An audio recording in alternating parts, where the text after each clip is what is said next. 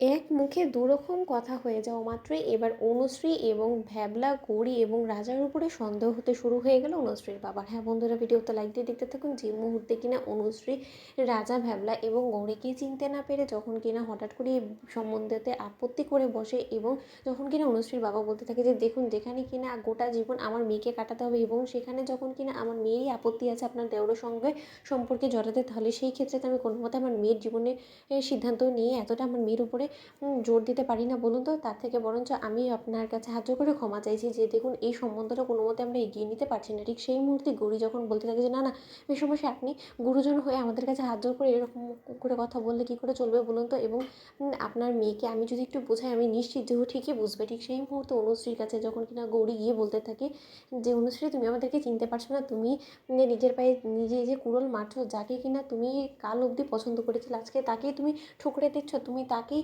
রীতিমতো পায়ে ঠেলে দিচ্ছ। সেরকমটা কেন করছো বলো তো? তুমি চিনতে পারছো না আমাদেরকে? তুমি তো আমাদেরকে বলে এসেছিলে যে তোমার বাবা নাকি বড়লোক বাড়ির ছেলের সঙ্গে কোনো মতেই তোমার বিয়ে হতে দেবে না। তাহলে সেই ক্ষেত্রে আমরা এরকম ভিখিরি গরিব ঘরের সেজে এসেছি, তাতেও তুমি আমাদেরকে চিনতে পারছো না? তুমি যাকে ভ্যাবলা বলে রিজেক্ট করে দিচ্ছ সেই তো রীতিমতো তোমার ঈশান, তুমি সেটা চিনতে পারছো না? তাহলে তুমি এরকম কেন করছো বলো তো? ঠিক সেই মুহূর্তে যখন কিনা অনুশ্রী অবাক হয়ে যায় কুসুমের মুখ থেকে এই সমস্ত কথা শুনে, এবং অনুশ্রী যখন বলতে থাকে যে ও মাই গড, তার মানে আমি যাদেরকে কাল অবধি বলে এসেছিলাম যে না, ওরা যে কোনো মূল্যে হোক না কেন আমার বাবার কাছে যাতে বড়লোক বাড়ির সেজে না আসে, তারাই যখন আজকে আমার সামনে এসেছে তাদেরকে আমি উল্টো আমার বাবার কাছে যেটা নাস্তানাবুদ করে ছেড়ে দিয়েছি। না না, এবার আমি এই গোটা সিচুয়েশানটা কী করে হ্যান্ডেল করবো। ঠিক সেই মুহূর্তে যখন কিনা ভ্যাবলা অনুশ্রীকে যখন কিনা ইশারা করে বলতে থাকে যে অনুশ্রী তুমি চিনতে পারছো না, ঠিক সেই সময় অনুশ্রী বলতে থাকে যে না বাবা, তোমার যদি এই সম্বন্ধটা পছন্দ হয়ে থাকে তাহলে আমি এই বিয়েতে অবশ্য রাজি আছি। ঠিক সেই মুহূর্তে অনুশ্রীর বাবা যখন বলতে থাকে যে কী ব্যাপার অনুশ্রী, তুমি কিছুক্ষণ আগে এক্ষুনি বললে যে তোমার পক্ষে কোনো মতেই ভ্যাবলাটার সঙ্গে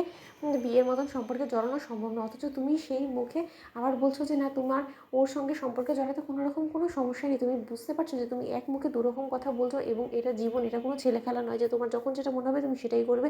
এবং তুমি একবার ভেবে দেখেছো যে আমি বলেছি যদিও যে তোমাকে অতি সাধারণ ঘরে, যেহেতু তুমি জন্মেছো তাই অতি সাধারণ ঘরেই তোমাকে আমি বিয়ে দেবো, কিন্তু তাই বলে এরকম একটা গাইয়া ভূত ছেলের কাছে যদি আমি তোমাকে তুলে দিই, তুমি যে পরিমাণে পড়াশোনা করেছো, তুমি শহরে চলাফেরা করেছো, তার পরবর্তীতে তুমি এই গাইয়াভূত ছেলেটার সঙ্গে আদৌ কি অ্যাডজাস্ট করতে পারবে বলো তো? না না না, দেখুন আমি আপনাদের কাছে হাত জোড় করে অনুরোধ করছি যে আপনারা এবারে আসুন, কারণ আমার কোনো মতেই মনে হয় না যে এখানে সম্বন্ধ করাটা আমার পক্ষে আদৌ ঠিক হবে, কারণ আমি কোনো মতে আপনাদের উপর আস্থা রাখতে পারছি না, এবং এরকম জামাই তো আমি কোনো মতেই আমার মেয়ের জন্য খুঁজিনি এবং ভবিষ্যতে খুঁজবো বলে তো অন্তত আমার মনে হয় না। অন্যদিকে ঈশান যখন বলতে থাকে যে জাদুঘর এবার আমি কী করবো, এই অনুশ্রীর জন্য তো রীতিমতো আমাদেরকে এই মেসোমশাই ঘাড় ধাক্কা দিয়ে বার করে দিতে চলে। তো বন্ধুরা, লাইক কমেন্ট শেয়ার করো, সাবস্ক্রাইব করতে ভুলো না।